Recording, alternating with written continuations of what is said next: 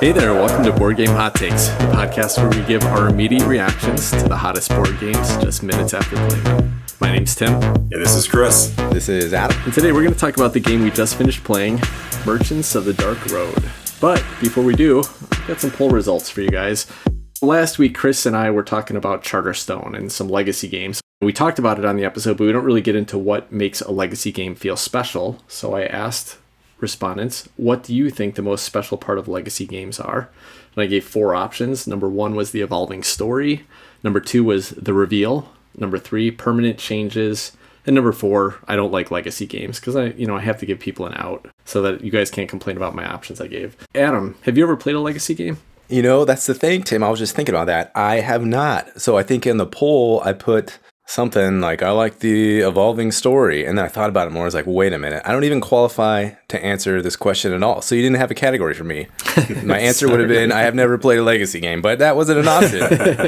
Should have been, I don't play legacy games. How many have you played, Tim? Well, I've played 3. I think I played 3 legacy games and a couple campaigns that have similar features to a legacy game. That's where I almost qualify, is on the campaign game section. So Space Game, Gary Doretsky. Oh, Imperium the Contention. Imperium the Contention. That has a little campaign there, kind of choose your own adventure and take a few routes through that you can replay it back. Okay. So that's as close as I got. And it does have that evolving story that I really kind of enjoyed. Oh, well, man, I made it over here. I defeated this guy. Here's what kind of happens next. And here's my choices for the next round. I thought that was pretty neat. Yeah, so that feels like a legacy game, except there's no permanent changes. You're not like ripping cards up or, putting stickers on stuff. Things exactly. Like that. Do you have any interest? Is there any legacy games you'd be interested in trying? Yes, only because you guys have spoken so highly of it. The Clank Acquisitions Incorporated is one I'd love to play, especially with you guys. It sounds like a blast. Yeah, that would be a fun time. Chris, how did you answer that poll? I said that it was a combination of 2 of them. I really couldn't separate out to just one, so I'm going to complain about your choices, whether you give me the opportunity to or not. It's the combination of the evolving storyline and the big reveal, because there's nothing as much fun as opening one of those little boxes. I mean, you're always dying to see what's going to be inside it. But it's also the storyline, so you kind of put those 2 things together, and to me, they feel very similar. And I've played a few now, 3, I guess. One is Charterstone, which we had talked about. One is Clank Legacy. And the third is, I think, kind of what you were alluding to, which is Scythe, The Rise of Fenris, which is not strictly speaking a legacy game, but it really felt like one. In fact, I think for the longest before I really fully understood the concept of legacy games, I called that a legacy game because you had things that were essentially changing permanently and there was big reveals and an evolving storyline. So it sure felt like it to me. So I'm going to count that one even if it doesn't technically fall into the category. So Chris, Risk Legacy and... Actually, that's right. I actually forgot to mention Risk Legacy. So that's 4 then. So Charterstone, Clank, Risk, Scythe. Okay, got it. Yeah. So for me, I said the reveal, but I also think the evolving story, like those 2 things in combination, it tells a fun story. It's like playing an epic video game or watching an epic series of movie. You get to go through and, hear new things.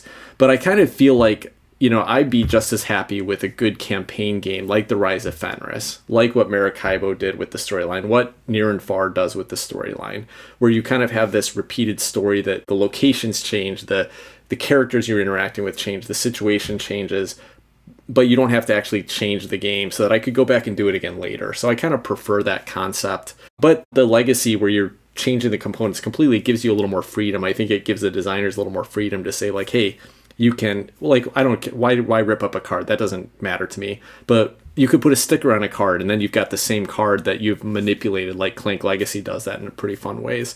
So I like that. Mm-hmm. So I have a question. Where does a game like Gloomhaven fit on this spectrum? Is it just a giant, very long campaign? But I know Frosthaven, for example, is going to be resettable, very resettable. Jaws of the Lion, same question. Is it a campaign? Yeah. Is it a legacy? I'm confused. Help me out. So the funny thing is that all 3 of those games are officially legacy games because all 3 of them have maps that you put stickers on to show where you've been on the map. But I know Frosthaven and Gloomhaven, you can buy removable sticker sets so that you can play it as a campaign game that's fully resettable. But if you don't get those sticker sets, then you're basically playing through it one time and then the next person that plays through could not use the map. But that's about it. Like, otherwise it's just a campaign game, which in my opinion is a little frustrating. Like, I kickstarted Frosthaven, and I added on the removable sticker set, but it's such a little like mechanism that they could have just put that in the box and made it just replayable. I don't know how many people are going to play 50 scenarios of Frosthaven and then reset it and play it again. Right. Probably doesn't matter that much, right? But at least then you can pass it on to somebody else and let them enjoy it. Exactly. And I think that's the most frustrating part about a legacy game where you're destroying stuff, because now I just have this big, box of materials I'm going to throw away and recycle, and that's a little annoying. Well, now I want to say it's part of the frustrating part, but maybe part of the excitement. You're playing through this game, you're going to use it once, you're going to chop it up, it's going to be gone. It's this kind of unique feeling of playing something one time and never being able to go back. So I can see the appeal there too. I don't hate it. Clank Legacy did some things there that you couldn't have done with just a campaign game. Like I said, manipulating the cards, that every time you played a game, they came up differently.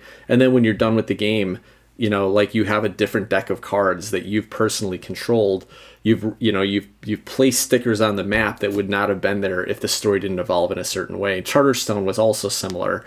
It kind of changes the way the game is even available to play. So Legacy gives the designers some new options to do things. Mm-hmm. But I liked how Maracaibo did it, whereas it gave you new locations to put on the map in the next scenario, but they were just like cardboard shits, kind of like pieces that fit on top of the map. They could come or go depending on how the story evolved. I think designers are playing with it and kind of feeling it out. I think either way can be fun, though. So, Tim, of the legacy games that you've played, did you feel compelled to go back and play any of them afterwards? Because I feel like one of the things about a legacy game is that it can get some cachet from the fact that it's a legacy game, which means you could probably get away with a slightly less interesting, just straight game by making it a legacy game. So have you felt like you wanted to go back and play the legacies that you played? Yeah, so I did go back and play Charterstone, and as I mentioned last week, I've played the digital implementation like 12 times. So if that was a resettable campaign that I could play with a different group or with the same group and kind of experience that, like kind of that, the growth of how the game progresses, I would absolutely have done that. Clank Legacy, I would have absolutely played again repeatedly as the legacy story if I could have reset it. Scythe of Fenris, I did. I played through 2 campaigns of that. Like Maracaibo is a great example too. Yeah, the reveal's fun, but as long as it doesn't give a big advantage in a competitive game to the people that have already played through it, it's okay for the person that's experienced to not get quite as much excitement, on the second round through. But there's still a lot of fun to be explored there. And Naren Far is a great example. Like, there's a campaign there, probably slight advantages by knowing some of what it does, but I'd be happy to go through and play that whole campaign again.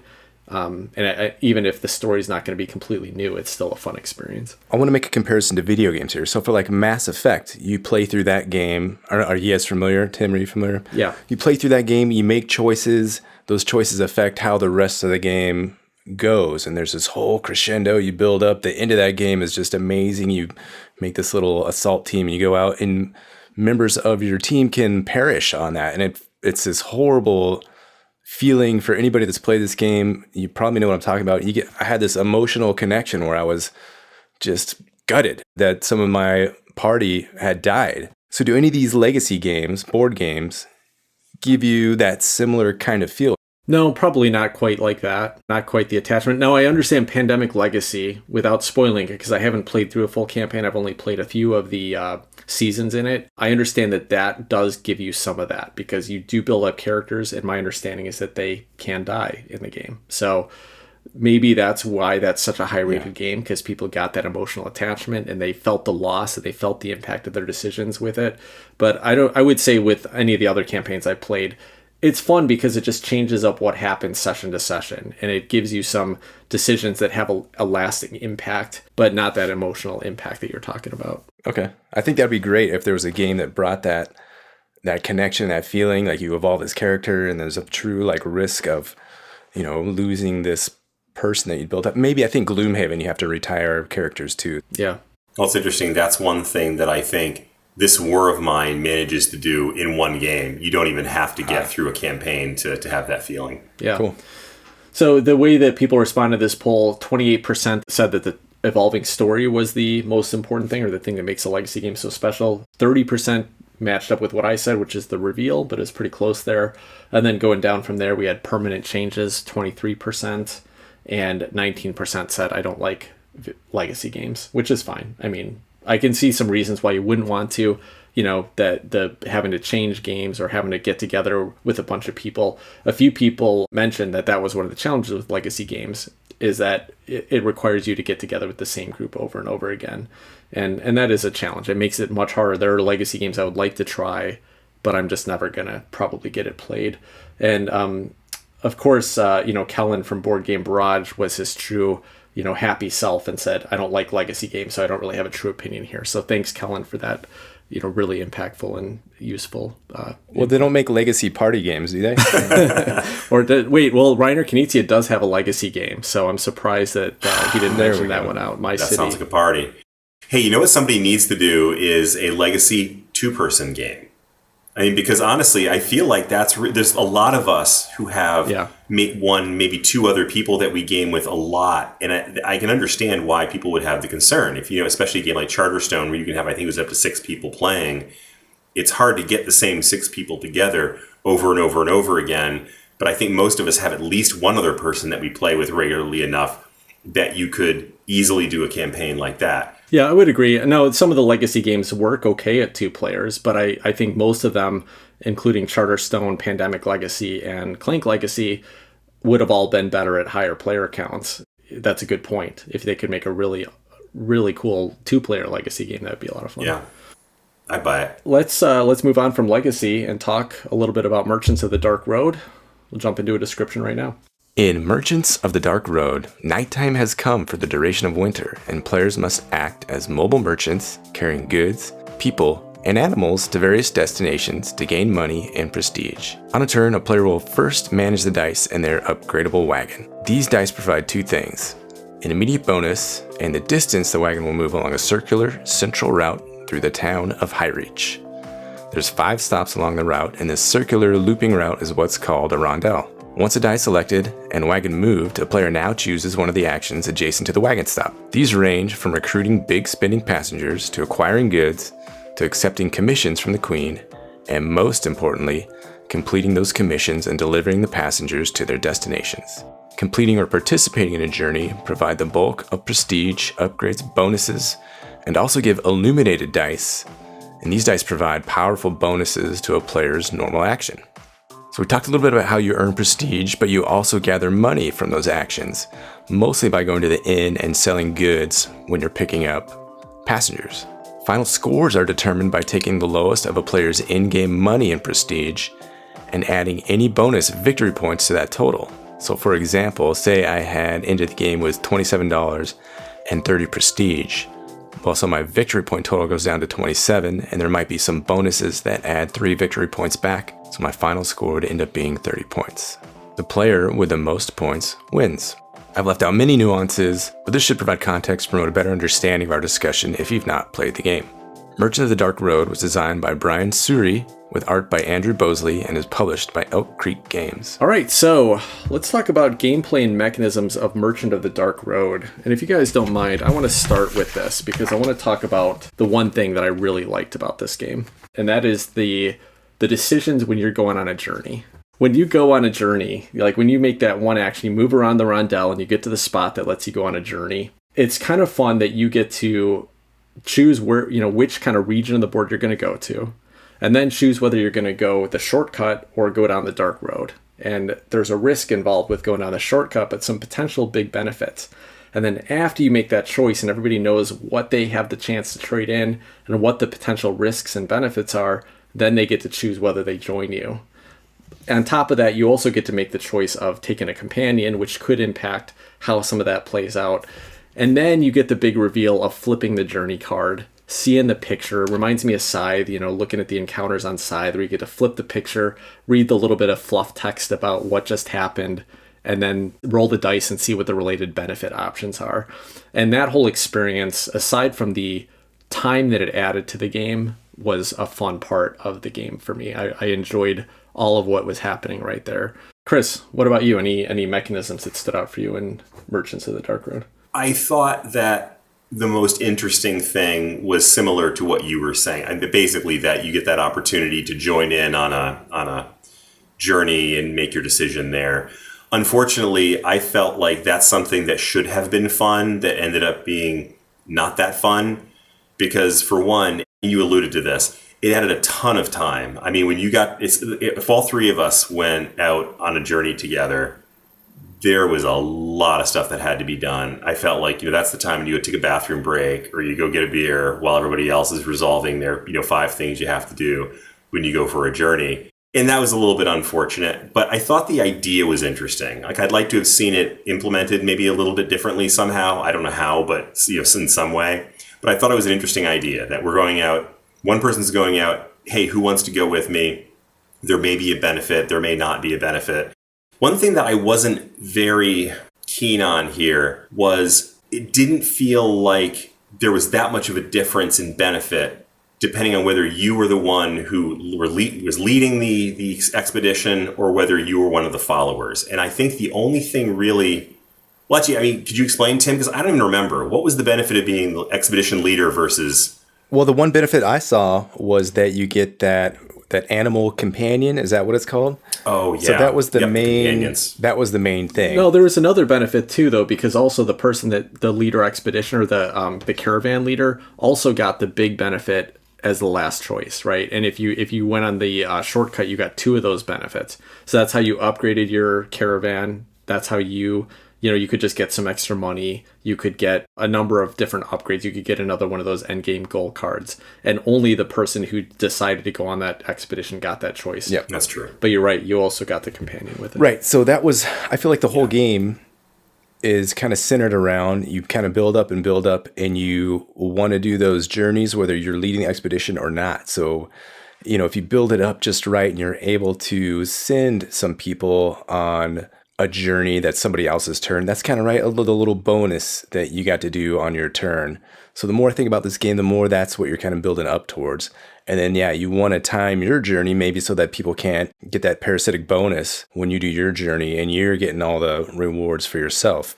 This kind of almost has a shared kind of infrastructure where you're trying to time it right to get the most benefit out of going on one of those journeys without other people slipping in on that journey with you. So the more I think about this game, the more that's kind of where the real impact is, that whole journey side of the board. Yeah, and you saw it happening even, Adam, like when you were going to pick one of the Queen's commissions, you're like, oh, wait, so what color do you have on your board? What color do you have? Because you either want to pick up something that's going to match with the colors you've got so that you can just go do a bunch of stuff when you go on one of these journeys, or you want to match with what somebody else has. So there is an interesting situation to kind of watch that and say, can I fill this thing when Chris is going to go and fill his journey? I mean, was it interesting? I don't know. It didn't feel that interesting, but potentially it could have been interesting, I guess. And the more I think about it, the more that's where the whole game is. Like, you're going to recruit these people and you're going to get in positions to where you can get an extra bonus when it's not even your turn. So I think that's how you're going to edge out some points here for the most at the end. Yeah, although interestingly, you said it's parasitic, which I think is a good word, but at the same time, I think maybe it's actually more symbiotic. Because, sure. Yeah, because you really wanted to have other people go with you on your journey when you went, because then it put more dice in the pool and more opportunities for you to get something. Like, for example, when Tim and I went out on a mission together or a journey together. Well, actually, that's a bad example because I rolled 2 1s and we both ended up getting hosed. But, the chances of rolling 2 1s is pretty slim. There's a much better chance that there would have been 1 die that had a good benefit and 1 die that had a negative impact, and that I could have chosen the beneficial one and stuck Tim with the bad one. But, just the fact of having him there along with me meant I didn't necessarily have to eat the bad effect. Yeah. One other kind of interesting mechanism here was the market mechanism, with the idea that there's 6 different types of goods in the game, and there's kind of a wheel that rotates. And so depending on where the wheel is placed, different goods have a different value. Either you're buying them when you go to that market, or you're selling them when you pick up one of these, travelers that are coming with you, and they're paying you based on what the market value is. What did you guys think of that? At first blush, I didn't think it was that interesting. But the more I think about it, the more I had one turn where I was able to go to the market. I was actually able to go to the inn. So the market kind of ties itself to the inn because you're buying these heroes from the inn, I think they're called. And you can trade in goods from your wagon. Depending on the market rate for the goods, these heroes will buy them and you get all kinds of money, which ends up being one of the factors that goes into your in-game score. So the market had some interest in that. I had a big sale of like 3 goods or something where I got $11. And I wish I'd been planning that out. Honestly, my wagon was just full. I need to get rid of junk, and the market prices just happened to be high. So that was a huge part of my game and in-game success that I just kind of stumbled into. That's usually the way you win, isn't it, Adam? I'll take it anyway and get it. There is a little bit of ability to manipulate that market and, twist it 1 or 2 to adjust the price just a bit. But I don't know how impactful that is or how much control that is. It wasn't overly fascinating to me, the market here. What did you think, Tim, since you asked the question? Yeah, no, it's the same. It seemed like it could have been interesting, but it just wasn't very fun to play with. And I think that's kind of the theme of this whole game for me. Yeah. Spoiling my thoughts a little bit is that there's a lot of fun little things that seem like they'd be cool mechanisms here, but none of them were actually that fun to execute. And it felt like it added a lot of fiddly, extra added pieces to get done what you were doing. And they're all very simple things, but it just felt like a lot of steps to do anything. Like the market, first you go there, then you can choose to rotate the wheel. You can choose to move 1 dice around. Then you pay to buy dice. And so what? You got a few goods in your board to put in this little puzzle, which wasn't a very fun puzzle to do either, because all it was really, can I fill in the puzzle or do I have to throw a good away? So that wasn't very interesting. So it was a whole bunch of stuff that seemed like interesting concepts that didn't execute to actually be enjoyable to do. Yeah. Before Chris jumps in here, I just want to say I could not agree with you more, Tim. I'll elaborate a little bit, but Chris, what are your thoughts on that? That's it. I couldn't agree more. Yeah, I mean, even like the planning phase seemed like it could have been interesting, right? You got to pick 1 dice to move up, to take a special action, to then take the movement action, but none of that stuff was impactful enough to make me really care that much about which dice I was moving up and which of the special actions I was taking and how many places I was moving. Yeah, there was a couple choices where like, okay, if I want to move 2 spaces, then I have to take this action, which isn't my optimal turn. Some choices to make. Just none of it really paid off, I don't think, for how much you had to go through all those little steps to execute your turn. Right. That's the thing. Each turn had 2 little sub-turns, and each of those 2 little sub-turns had 2 or 3 more little sub-turns. So by the time you go branching all the way down and then branch back up and then do the other thing and then come back up, you've made 5 boring choices that lasted 6 minutes, and then it's the next guy's turn. It got to be frustrating, and it was really fiddly. It seems like what amounts to be a rondelle game with a little bit of dice management turns into this whole fiddle fest, and I don't know, I don't think I've ever played a game like this with such mundane choices to make on every turn, and a lot of them. Yeah. Man, I'm so glad to hear that I'm not the only one who is thinking that, because I'm like, man, this is a game that is nothing but a series of incredibly uninteresting choices. And that's sad, because I went into it really wanting to like this. I mean, it's an interesting idea. There's some of the concepts seem like they would be a lot of fun, but the actual choices end up being just incredibly unfun. Like the market that you had asked about, Tim, unnecessarily complicated. There was certainly choices to be made in there, but they felt like I didn't want to think through all the do I want to twist it this way 1 turn so that I can sell this thing to do this thing to do that thing. I got to the point where I had mental fatigue where I didn't want to think about it anymore. And so that's kind of a bummer. My one last thought is I wanted on one high note here, and there's a couple things that I liked what they did. And one is just some of the variability in the game that potentially leads to different, well, if the game had been fun, they would have been fun to see different choices in the next game. One was the horses that you got to have with your carriage. They were, a variety of horses, each had a little special benefit, and they were cute and, different abilities, and that was fun. And then the variety in the different buildings that were available to use with your illuminated dice, which you would only get to use 2 or 3 times in a game. But they were going to vary every game, so you maybe had different choices to make there. So I like the concept of the variability, where a game kind of sets it up for you differently every game. It's not like you're playing with 4 different player powers in a game. It's like everybody starts with a different horse that's shuffled from a deck. So your variable player powers are from a deck of 20. I like the concept of that. But that has to be a fun game for it to be useful. If I had this right, one of your favorite parts of this game was the concept of variability. Yes. So wait, let me jump in here, because I want to talk about those illuminated dice. One more thing in this game that should have been fun, but ended up being incredibly unfun because of the way that it was executed. So the idea with the illuminated dice is that you get to play these special buildings, and there's 4 of them around the board, and they change game by game, as Tim noted, which is a really interesting concept.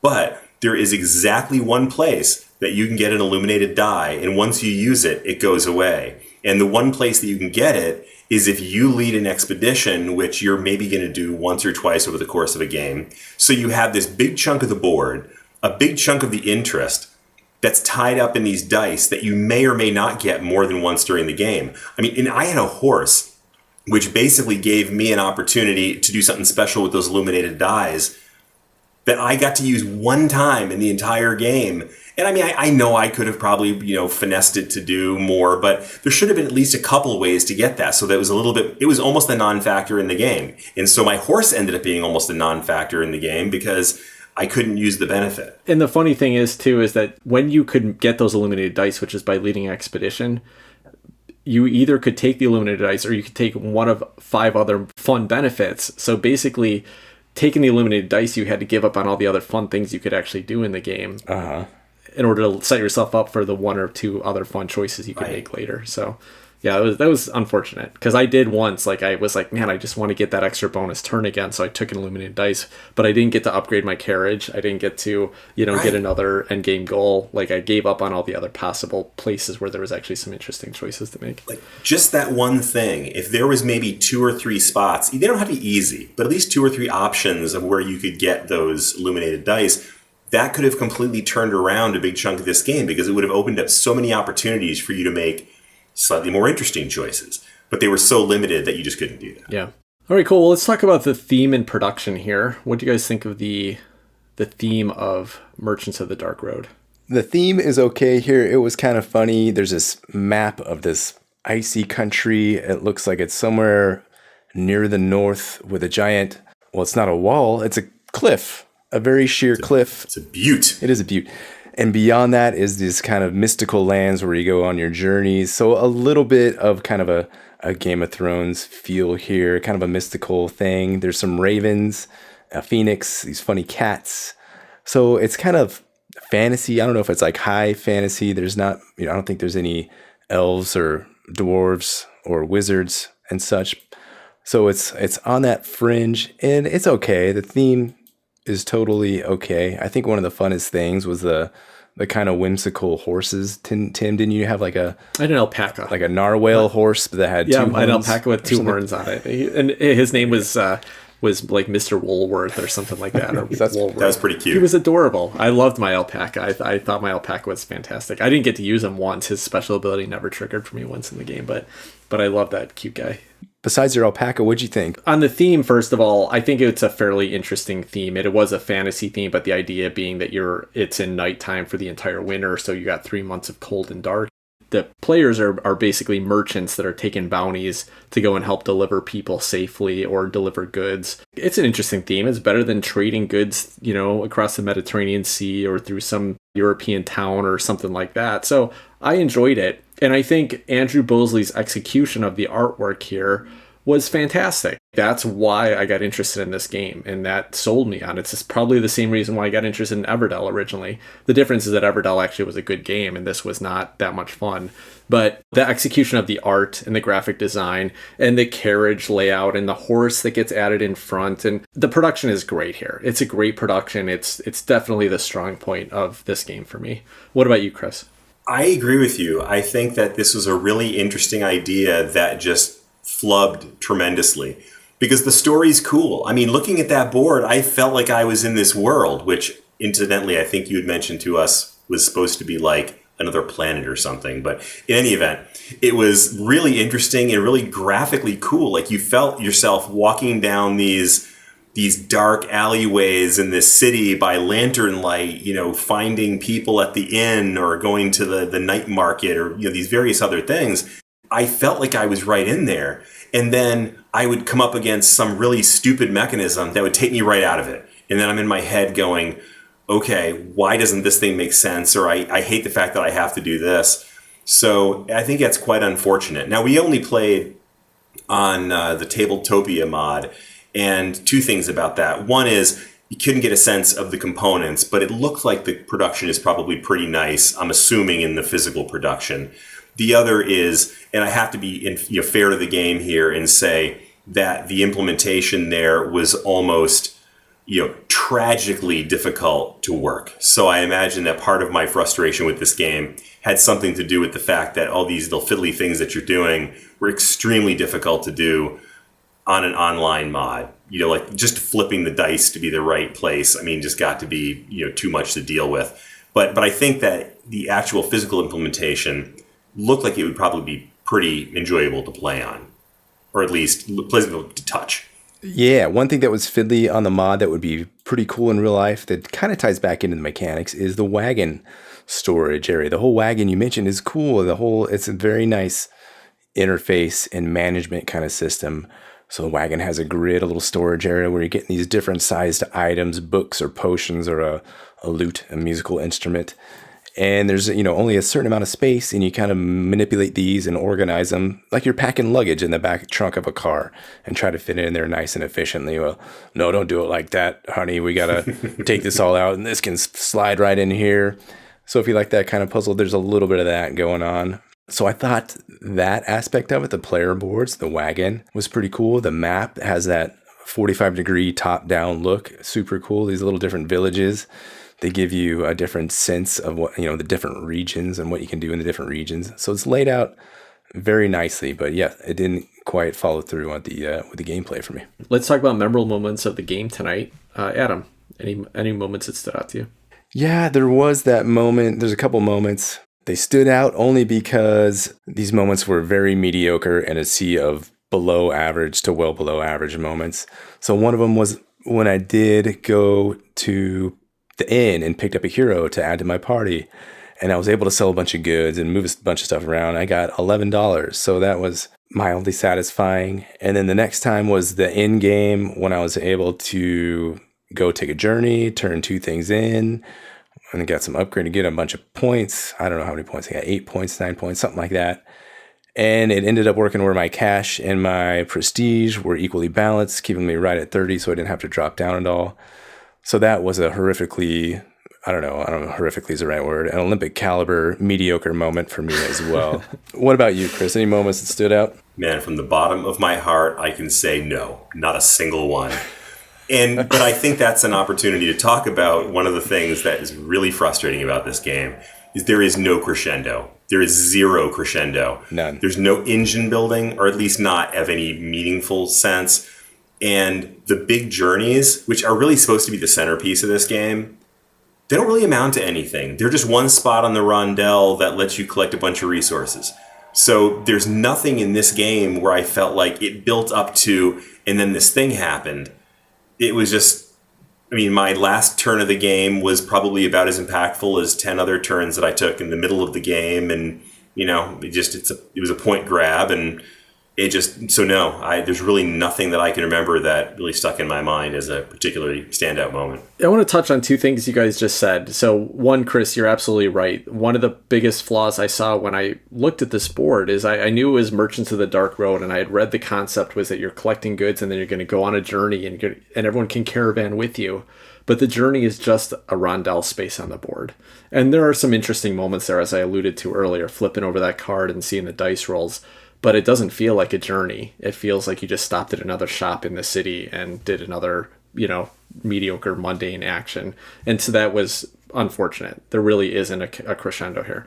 Adam, I wanted to mention one mechanism that we didn't talk about, which I do think is pretty interesting here, is the idea that you're trying to collect money by selling goods at the highest market rates, and you're trying to collect prestige by making deliveries, to the right cities, sending the Queen's commissions. Mm-hmm. At the end of the game, you take the lowest of your money versus your prestige, and that's your end game score. And then there's some ways to add victory points onto it. And I think that's actually a pretty interesting mechanism. I did laugh, though, and maybe this was my favorite moment of the night, where I was explaining that at the beginning of the game, going like, hey guys, just so you remember, you got to come to this point, and then you get the lowest of the 2.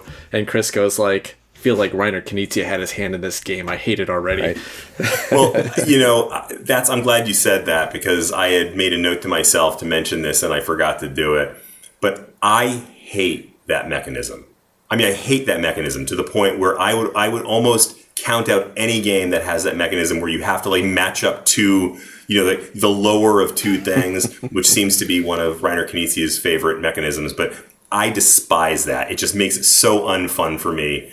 That one right there. Maybe that was my memorable moment, was when you said that, and I'm like, oh crap, I'm gonna hate this. All right, cool. Well, I mean, I had a few moments in the game where things didn't quite work out my way, or they did. But man, I can't remember them right now, so I guess they weren't that memorable. Yikes. It was okay. I liked the little journey where you flip over the card and make some decisions there. I thought that was a fun decision every time. Not as fun as I was hoping, but it was still okay. It's not much of a decision.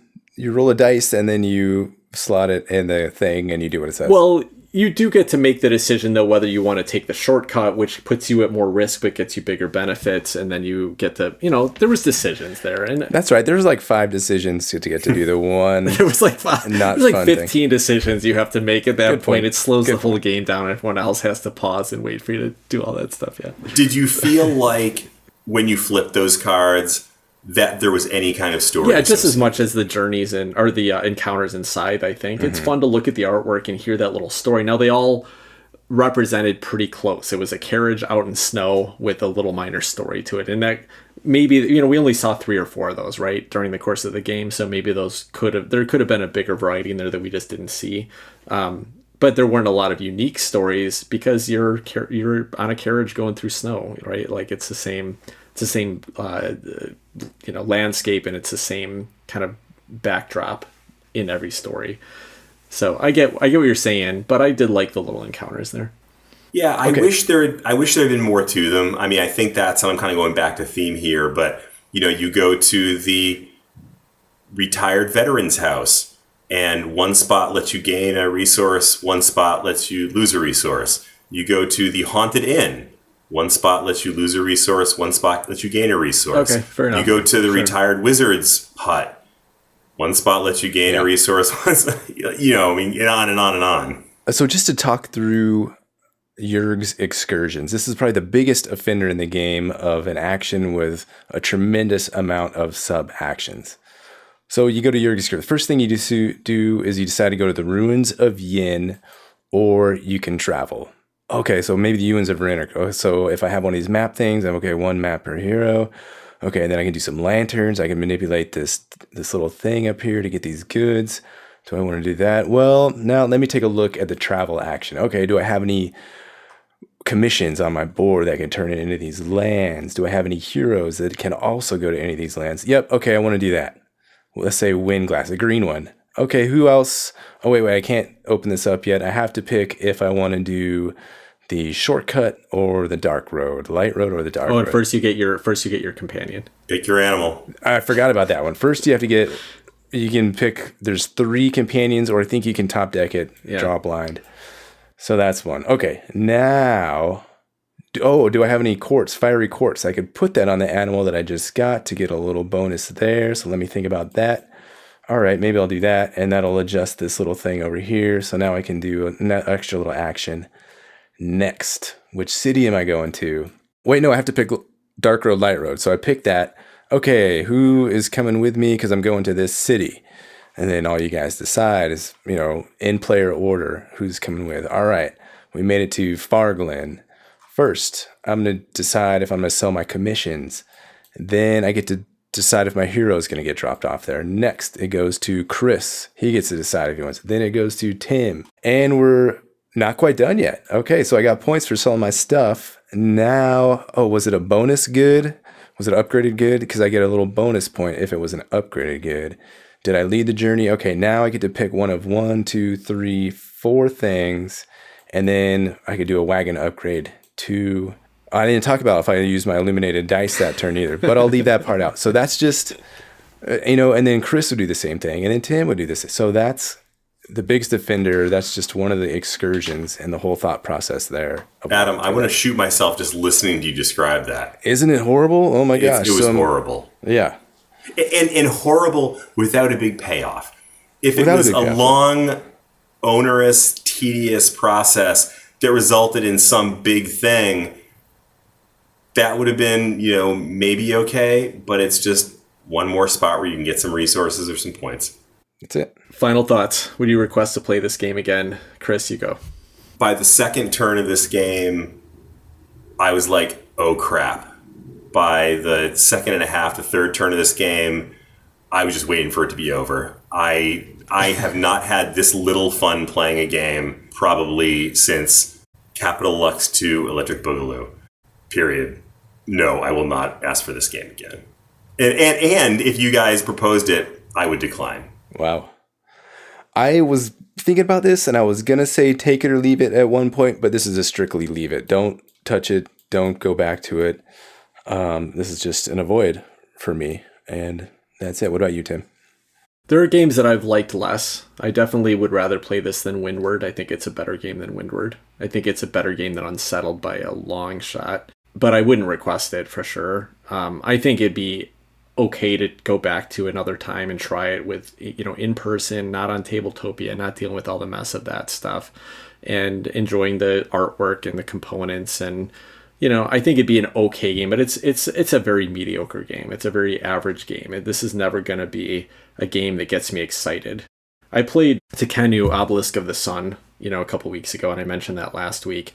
And Tekenu actually has a very similar mechanism in that you're basically taking one of 6 choices. In this case, it was a rondelle that you moved around, and then you would get one of the 6 actions. In Tekenu, you're taking one of 6 dice around this obelisk and then taking one of the actions around it.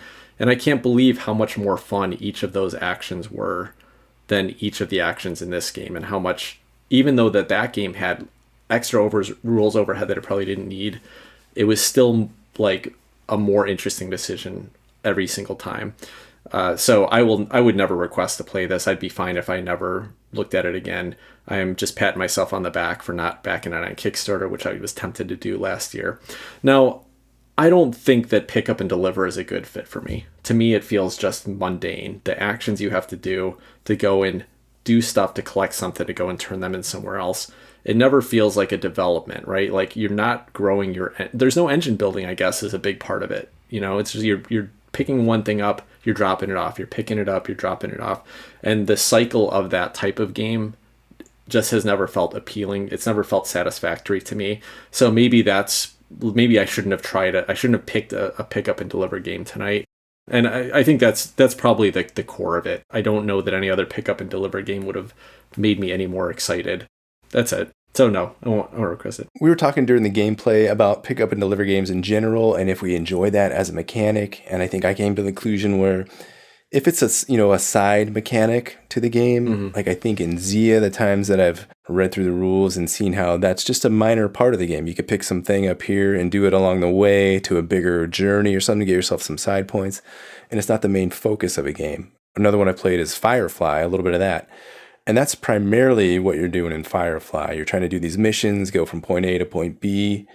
And then what else, Tim? Empires of the Void 2 had a little bit of Pick Up and Deliver in there. Again, not a main focus of the game. Yeah, it has a little bit of that. One of the games that I've actually been tempted to try recently, just because I'm such a fan of the IP, is there's a Star Wars Outer Rim. Outer Rim, yeah, that's it.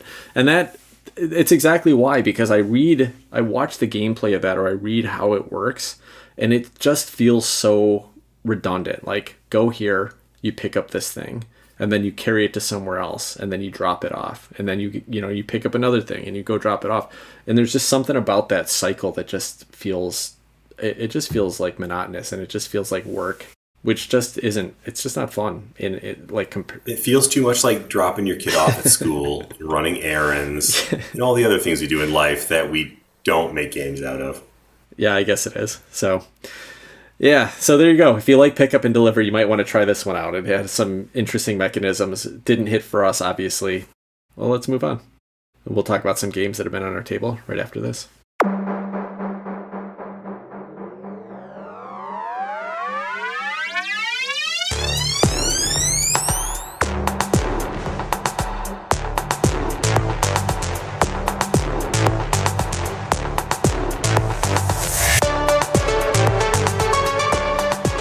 All right, welcome back. So, Adam, what's been on your mind this week? What's been on my mind? Well, it's been on my mind the last few weeks, and you guys are probably sick about hearing it, but I'm going to talk some more about Azul. Hey, Adam, I'm not sick of hearing about Azul. I'm sick of playing you in Azul and having you double my score every time, so I want to hear what you got to say today. so I pick up a pointer or two so I can actually be competitive in this game. So I was doing some thinking about it last time. Been playing a lot on Board Game Arena, and they have this arena mode where you can challenge. It kind of keeps track of how well you're doing against a worldwide pool of players. And I am firmly in the middle of the pack on this one. I think, once you get to the elite level, which means you've just played it a bunch of times and won a few games, it keeps track of your rank. So the highest players are up around 2,000, up over 2,000. And then your good players are in, I don't know, the thousands or something like that. And then you got me, who's like 400 and something back there. So, firmly in the ranks of the lower tier. How are these people so good at this game? So I started thinking about the numbers, and sometimes my brain does this. And so I kind of broke down Azul a little bit. Are you guys ready for this? It's going to be boring. It's going to be stats lecture. So get ready and stop me. Let's hear it, man. Stop me if you have questions. Let's do it. So the game starts, you have 100 tiles in a bag, and they're 5 different colors. So that's 20 tiles of each color. In a 2-player game, this is why I like the 2-player game so much. You pick out 20 tiles per round, distribute those across 5 factories, so that's 4 tiles per factory. Now, the way you want to distribute those on your player board, there's some skill in that and some numbers in there that I haven't looked at. But you can say that there's 15 open slots on everybody's player board. Each round, each player is going to take an average of 10 tiles, right? If there's 20 tiles out there. And there's the first player marker. So one player could say have 11 tiles, one player could have 10 tiles. And those, if you leave some of those with 2 or 3 tiles in there, that's going to clog up your room and you might not be able to take all those tiles. So some are going to have to go to the floor.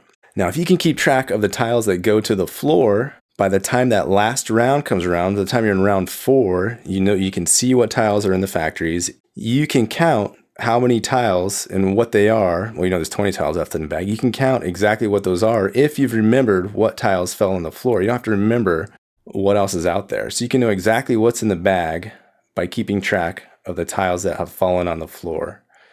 So maybe that's, 6 or 7 tiles throughout the game in a 2-player game. So if you can keep track of that, you can know exactly what's in the bag. So that could inform your 4th round decision, maybe to go for that bottom row. Are there even 5 yellows left in the bag if I want to try to get another yellow, another gold on my bottom row? These top tier Azul players, is this what their brain goes through every time they play? I don't know. And that goes to another question I have. Is this really a light game? Like, I was thinking about it more in terms of this is kind of more like a sprint where you can either train for it and get your body in super good shape and you're going to give yourself an edge in a sprint over other people that haven't trained for it, or you can play it as a casual light game and not think about any of this stuff. So that's why I think the game is so great. You have these kind of different ways of playing. You can go super in depth and overly analyze it. And I think this game sits on that point where it's just easy enough to analyze, or parts of it are easy enough to analyze for my brain that's usually not one to take a deep dive into games like this. So I think that's where a lot of the enjoyment for Azul comes from for me. They take a game like chess. I don't want to sit there and analyze, okay, my rook can move over here or over here, and it can counter by this, and then what else can I do? So this is where Azul lands for me, and that's why I get that good kind of feeling on my brain for Azul. I don't know. What do you guys think about that? Any thoughts? Is that just boring or what? Well, let me ask you a question, Adam, and I don't think it's boring at all, and actually my question is going to suggest just how far down the rabbit hole you can go with this. This is something where you could have a spreadsheet or a piece of paper in front of you where you've marked down all these things, and Yes. you could actually have in front of you, especially in a venue like Board Game Arena. I mean, if you're playing, in somebody's house, if I'm over at, your house and we're playing this and I got my sheet out there and I'm marking things down, you're going to backhand me. But if you're playing on BGA and nobody knows, you could certainly be doing that. Is that cheating, or is that playing in a way that's kind of counter to the spirit of the game, or do you think that's legit? I suspected some people have exactly that. They're marking off, which tiles are left in the bag, and they're kind of keeping track of all this stuff. And maybe they have little models that say, all right, if this is the situation, then this is the best play in that situation. So I don't know the extents that people go to for this, but it's just kind of an interesting to think about it. And is it cheating? I don't know. I don't think so. If there's an expectation you're going into that your opponent's going to be doing a similar kind of thing, then no. Mm-hmm. I don't think so at all. So it just depends on how you want to play the game. Tim, what are your thoughts on that? Any thoughts? So I don't think it's cheating if it's public information, and the discarded tiles are all public information. But you've just taken all of the fun of Azul. I was gonna. That was gonna be a caveat. Like, if you are a player who doesn't want to hear kind of the breakdown of the numbers of Azul, I was gonna give that caveat, a little spoiler up ahead to skip this whole section. But I mean, listen, I get it, right? The more you play a game, the more it's just easy to see patterns and kind of recognize, like, automatically count stuff that's happening. It's just going to happen with time. So you play 1,000 games of Azul, and some of that's just going to come naturally. If I'm playing my 10th game of Azul and I'm sitting there counting all the discarded tiles, that is not a fun game of Azul for me. And that's moved it from a fun light game with some tension and with, you know, using my gut and saying, like, I'm going to take a risk. Everything that was fun about that game is not really fun anymore. That doesn't mean that it's not good for some people. Some people may enjoy that. And I think that, you know, even like for me, I've played 100+ games of Everdell. And when I play Everdell, I probably see it in a different way than people who have played it 5 times, just because I know, you know, exactly what the kind of normal rhythm is of it. But if I'm actually analyzing and saying, I'm gonna wait, and I'm gonna, like, keep track in my mind of every card that's been discarded this game, so I know what the odds are of something coming up. Like, intentionally doing that removes the fun for me a little bit, but it doesn't mean that it doesn't happen automatically. So I'm not saying it's a bad thing, but I'm saying it's not the way I want to play Azul. I agree. That's not the way I typically want to play either. And here's a counterpoint to that. At a 4-player game, you have 9 factories out there, 45 tiles per round. By the time you get into the 3rd round, all those tiles are mixed back in the bag. At least 90 of them are going to be, you know, mixed back into the bag. And you'll get a fresh set. You won't be able to count all that stuff. The variability is back. So a 4-player game is just totally incomparable to the kind of head-to-head determinability you have in a 2-player game. Agreed. I also think that unrelated to the strategy thinking there, I just think a 4-player game is more fun because of the extra chaos that comes with it. And I've never found a 2-player game as enjoyable. It's not that I don't like a 2-player game of Azul, but you were saying that that's why you really like it, and it does give you an extra level of strategy there, but I've never enjoyed 2-player games of Azul as much as 3 or 4-player games. I guess I like that it's 2 totally different ways for a brain to look at the same game depending on player count. Well, I think it's a pretty exceptional game. Yeah. I'm making a spreadsheet. Nice. Cool. So next week on Azul Hot Takes. No, I'm just kidding. Chris, what's been on your mind this week? A couple of quick things. One is Tzolk'in. When we reviewed that game a few weeks ago, I think my comment was that, like so many games we play, after the first play, unlike, I forget the name of the game we played tonight. I'm trying to push it out of my memory, I think, already. But you know, you come down with, I'm not sure. I feel like there's enough engagement there that, you know, a couple more plays could push me into either I like this or push me into I don't really like this. Having played a few more games of Tzolk'in now, you and I have played a couple on BGA, and of course BGA makes everything so much easier. I love that game now. That game is brilliant. I think I might actually buy a copy of it. I think that once you get, you know, it doesn't take long to get down the basics. And I think about comparing a game like Tzolk'in to a game like Merchants of the Dark Road, and just how elegant Tzolk'in is in the sense that you're really only doing one thing. You're either adding or you're subtracting a worker in a spot, versus and in ways that end up being very impactful and very exciting to see the outcomes of, as opposed to the game tonight where you're doing all these different things that none of them feel exciting and none of them feel like they're that impactful on the overall game, and just how much of a difference that is. So I would say, going back now and looking at Tzolk'in through the lens of, was this one a success or a failure? Having played it a few times now, I love this game. I think it's amazing. Yeah, and I said that when we reviewed it, that I thought it was an awesome game, and I love it more with every play. And I think you can expect to find this on my top 10 games list for the, you know, when we come into this year, my top 10 games of all time. And that Tzolk'in is a game that I will be buying as well. And I don't know how much it's going to get played around here, but I actually think it's reasonably accessible or approachable, right? And I even think this is a game that's kind of considered mid-weight. I think Danielle and Jen are going to jump right in. We could play this anytime, and I think it's going to be fun. I think the production is clever, and it's got the toy factor going with it as well. I think that is a really remarkable game that I'm excited we finally tried. I think the thing that's a little bit tricky there is that there is, I can't quite articulate what it is, but like, for example, my wife and I watched the instructional video together, and we were both looking at it going, oh my God, this game is a freaking mess. This does not look like fun. And there's something about the initial impression of it. And I felt like that during the first game. I felt like it didn't quite hit right. And I'm not sure what that is, but it went away. It was like the clouds cleared, the fog cleared on the second game. And by the third, it was like a bright sunny day, and I was loving it. So I'm not sure what that problem is with the initial impression of it. Maybe I'm the only one, or maybe my family the only ones that have that impression. But I felt like it got resolved pretty quickly. Adam, what did you think?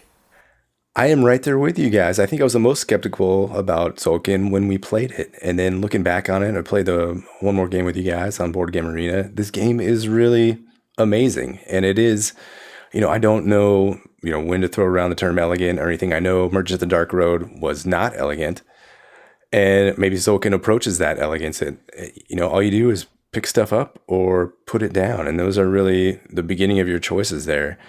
And from that spawns all this amazing stuff. You got you do have a nice crescendo and a nice arc. And it's just so much cool stuff happens. So yeah, that game has grown on me too, maybe more than any that we've played. So I think it's pretty amazing. I do have to admit, though, there's still one rule that I don't understand at all, and people keep abusing it against me on BGA. But how is it that you get to move the, like the dial twice? Like I don't understand when that happens. Who gets to do it? Like it just happens randomly sometimes, where I'm like, I had this thing planned, and all of a sudden now my marker's moved over 2 more spaces. You don't have to explain it now. I'm just saying I don't understand. It's not random after playing it like half a dozen times. So the other thing on my table this week. It's on my table, but hasn't actually gotten played yet, but I'm super excited about it.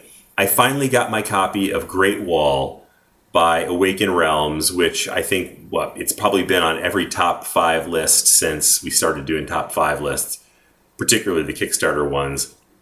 It finally delivered, and as I had expected, it's an absolutely beautiful production. It is set up on my game room table right now, and unfortunately, that was a game that we were supposed to play tonight, but the online mod was outdated and didn't really reflect the current rules, and so we abandoned that and played a different game instead. But it's one that I'm so excited to play. It looks... What I find interesting about it is that it is a Awaken Realms Euro-type resource management game. And that is so unusual because most of these are heavy combat. And in this game, there is some combat aspect to it, but it's not player versus player. It's players versus the invading hordes. And so the opportunity to deploy troops against the invading hordes is something that you're going to do cooperatively, in a sense, with your opponents. And the one who does it most effectively or provides the most offensive power is the one that's going to get the benefit, the glory, and the honor from defeating those invaders. And in the meantime, behind the wall, there's all this maneuvering going on where you're getting resources and gaining favor with the emperor, and all these sort of traditional worker placement activities going on that are informing what's happening up at the front lines when you're defending the wall. And I think that's a really neat combination. Like all of Awaken Realms games, it feels like it is slightly fiddly. There's a lot of rules you got to understand on this one. But I think it's going to be a super fun game, and I think the thematics of it and the production of it are going to make it a real standout, and I can't wait to play it. The one complaint that I do have that I can comment on, even though I haven't actually played this game yet, is it's one of these games where even if you play a 2-player, you have to have a third non-player character that's involved in the game. So it's essentially a 3-player game where they can put an automa in effect for the third player. And the same thing with a solo game. You can't play this game in solo mode, but you're in effect using 2 automa characters. And I don't love that. I prefer a game that's a little bit more tailored to having the ability to actually have one player playing by themselves. But, so be it. I'll comment on that when I've actually tried it, if I find it unsatisfying. So, Chris, a couple things. Does the production of this one live up to other Awakening Realms games like Tainted Grail or Nemesis or Lords of Hellas? Is it up to that standard? Absolutely. It's beautiful. I got there's 2 different versions you can get. And I guess it depends on which one you purchase, because there were 2 versions were the big fancy minis, and I even got the ones that have what they call the sun drop, which has the shading on them. And those are amazing. I just love looking at these pieces. Or you can get the one that's got the meeples. Not so exciting, but the board itself is absolutely beautiful. The cards are amazing. You look at that and you feel like you're in dynastic China.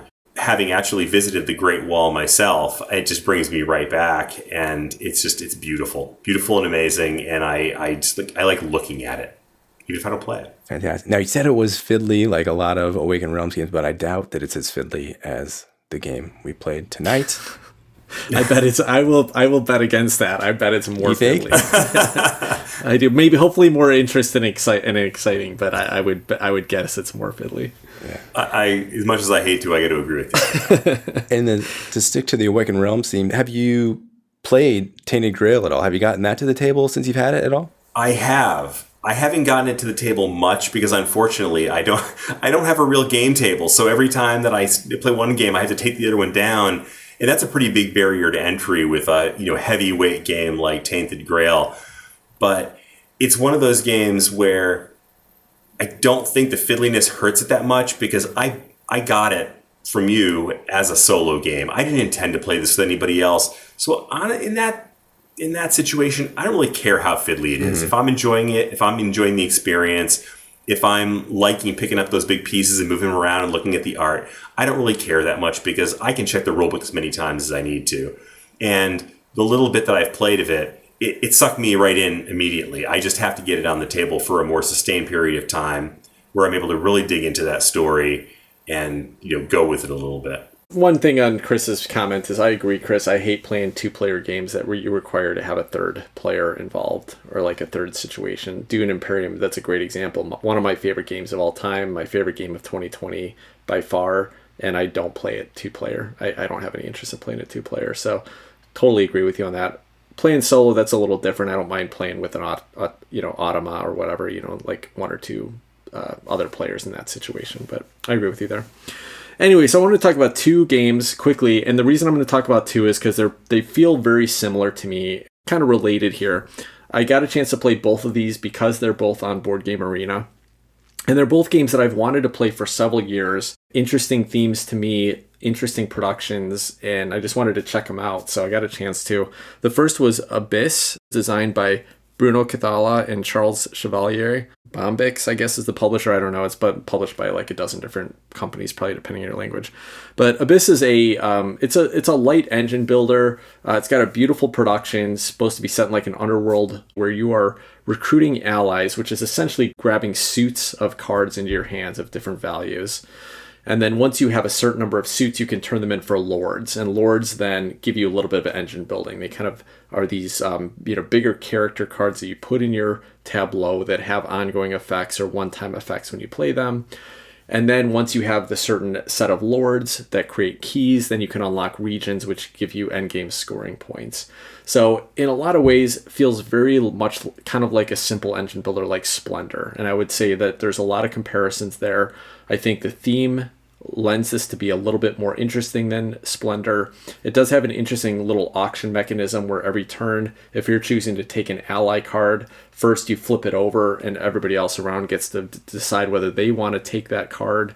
And then if they don't, then it's available to you, or vice versa, something like that. But basically, if you don't take a card, then other people get a chance to auction around the table until those cards are given up. So you kind of have to decide, like, do I want to take this card that isn't great for me, but it's going to be great for Chris, so he doesn't get it. So there's some fun interaction there. Overall, I thought it was okay, cool production, probably a little forgettable. I think I would rather play Aquatica for a similar themed mid-weight engine builder than Abyss. The other game that I got a chance to play, which is also a kind of a lightish weight engine builder, and that's Seasons, designed by Regis Bonassé. This one was intriguing to me because I had a game called Lords of Zidit a couple years back. And Lords of Zidit is a completely different style of game, but it was supposed to be set in the same world. It was developed by the same publisher. And Lords of Zidit had one of the most beautiful, weird fantasy productions I've ever seen in a game. Some of the most cool artwork. And Seasons was supposed to be set in that world, so I was always intrigued by it. And Seasons is also a little bit of an engine builder. The idea being that basically it's a dice drafting game. Every turn you roll dice equal to the number of players plus one, and then each person takes turns drafting one of these dice. And the dice tell you what resources you're going to get for that round. Essentially, you can convert the resources that you've gotten from those dice into cards, which build up a little tableau of actions you can take, or you can convert them into points. And then a lot of the cards in your tableau either give you additional actions or let you get points in different ways over the course of the game. This game meets the expectations from Lords of Zidit as far as the production. Beautiful, beautiful artwork. I love the art style here. It's really fantastical, kind of a little bit whimsical as far as like a fantasy art goes. Beautiful, fairly simple. Like you're drafting some dice, getting some resources, and if you can, you spend them to create a card, or you can activate one of the cards in your tableau or whatever. Pretty simple, but I think the variety in the cards makes this really fun and interesting. It's quick, it's light, there's some fun choices to make here. I think this one is a step up from Abyss. I think it's a step up from something like Splendor, where there's more interesting things, more interesting combinations that you can gather and trigger in this game. It's a light engine builder, and for that situation, I think it does some interesting things. So of the two, this was my preferred game. I'd rather go back to this than Abyss or many other engine builders that are similar to Splendor. And I keep referencing that because that's such a popular one, but there's some similar feels across these. So anyway, Adam, you got a chance to play Seasons with me one time, right? You played on BGA with me. What did you think of Seasons? I thought it was pretty neat. So I think subsequent plays are going to help your scores on the game a lot, because up front, you have to decide which cards are going to become available to you as the season goes on. So I think it's you get 4 cards per season in your hand, and you have to decide whether you're going to play those out in your tableau. So there's this tableau building element, and there's this resource collection element where you can kind of save all these cards and be able to consecutively play these boom, boom, boom, boom, boom. That's what Jeff kind of did. And he scored, 80 points in the last season there to make a big time run at catching up to you. Or you can try to do like I was doing with a little slow burn. I just put a card out there, got my engine going, and I was collecting 9 points per play, almost 9 points for every play. And so that, eventually, of course, inevitably that trickled out 3/4 of the way through the game, and I didn't really do much foresight or anything. So it was good to see that having that planning and foresight resulted in bigger scores, and you couldn't just kind of luck your way through it like I did with Merchants of the Dark Road. But yeah, I thought this game was a pretty fun engine builder, and the art was there. The production looked fantastic. So yeah, this one's pretty neat, Tim. Yeah, I think that's great that you called out the draft at the beginning of the game, because basically when you're playing this game, after you're supposed to draft the cards. There's like 9 cards you're going to start with, and you start with 3 in each year. It's played over 3 years. That is an impossible choice to make on a first play. From an approachability perspective, this is a light engine builder that is completely like incomprehensible until you're actually playing it for the first couple of rounds. But after one play, it's pretty straightforward. So it'd be much more fun to do that draft and then actually choose which cards are going to be available to you in each year. And that's a fun, interesting forward planning decision. But I do think it adds a little overhead to whether somebody can get into it. Like, how do you teach this game? I don't even know how I would teach this game as light as it is, how I would teach this game and tell people what choices to make in that first play of it. So that's a little bit of a challenge. I know. I would just say, hey, pick three, and then just go with that and see what happens. Yeah, maybe randomly shuffle everybody, give everybody 3 on the first play in each season and just let them run with it. Yeah, that's probably the right way to go. Anyway, fun game. I would go back to it. Going back for a moment to Abyss. So here's the burning question I have. Who is that monkey guy on the box cover? Yeah. And why is he underwater? Hey, well, he's a sea monkey. So a funny thing, though, I don't know if that's true, but that seems legit. The funny thing is Abyss actually tried something, an interesting gimmick that I haven't seen done since then. But when it was released with 4 different box covers. And it's beautiful artwork. So basically the idea was that it was, some people were like, I'm going to collect all 4. And so it was kind of like comic books from the 90s where you'd have like 5 different versions of the cover. So people would buy 5 different versions of the same comic book.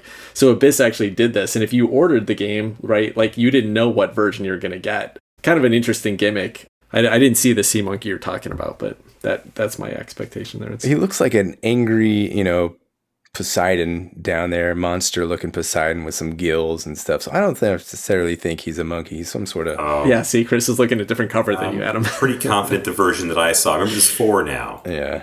That Yeah, I think I'm looking at the one that looks kind of like an ape. And it's funny because the reason I was thinking about that cover at all was because I read somebody had posted on BGG, I think, that the cover of the game Gollum, which is one that I'm very interested in playing, was striking in the way that the cover of Abyss was. And I just thought that was an interesting comment. Yeah, very standout, very just in your face.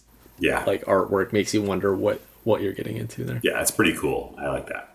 Yeah, all right, cool. Well, that's what's been on my table. I think that'll wrap up this episode of Board Game Hot Takes, or Azul Hot Takes, as we like to call it these days. Oh, yeah. If you would like to join into the conversation, hit us up on Twitter. You can find us at BG_Hot Takes. If you like the episode, leave us a review on Apple Podcasts. We'd appreciate it. I think you can review us on Spotify these days too, or it's coming up soon. So feel free to do that as well. It'll help people find the show. Also, the best thing you can possibly do if you like hanging out with us and chatting with us and want us to keep doing this is share it with your friends. Talk to people online. Let them know that we exist, because the more people will be in the conversation. It'll be fun. All right. Well, I think that'll wrap up. Until next week, take care, everybody. Have a good night, all. Bye-bye.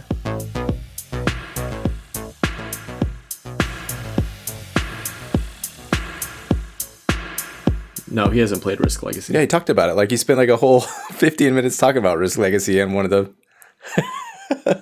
Wait, you played Risk Legacy, Chris? Yeah, I talked quite a bit about it. No, you didn't. You said you were going to last week. I did. You said Rachel was asking for it, but you didn't say you actually played it. You played Risk Legacy. Oh man, I'm thinking Cut. Right, you can cut that out if you want to. I don't care. But that was Pandemic Legacy. We have not tried right on. Yeah,